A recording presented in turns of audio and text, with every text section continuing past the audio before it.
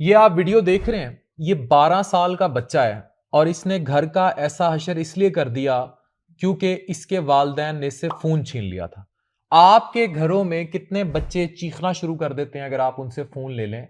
वो dopamine addiction का शिकार है। शॉर्ट टर्म डोपामीन के स्पाइक्स आते हैं उनको जब ऐसे बिहेवियर्स जन्म लेते हैं।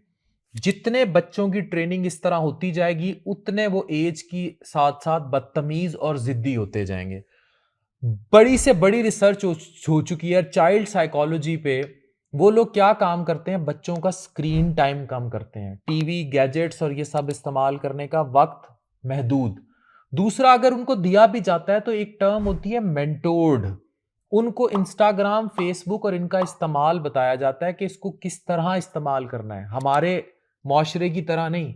उनको मेंटोर किया जाता है, या आप अपने बच्चों की तरबियत में आज से दाखिल कीजिए। बच्चों को तमीज हमने सिखानी है।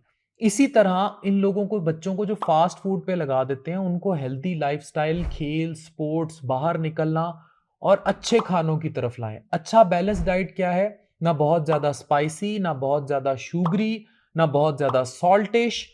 एक बैलेंस्ड डाइट। बहुत ज्यादा चीनी खाने वाले बच्चे भी स्वीट्स, ये सलांटियां, पापड़, जिस चीज में ज्यादती है, नमक की, चीनी की, ये टॉफियां, कैंडियां, ये सब उन्हें डोपामीन स्पाइक देंगी। बच्चा जिद्दी होता जाएगा उस चीज का।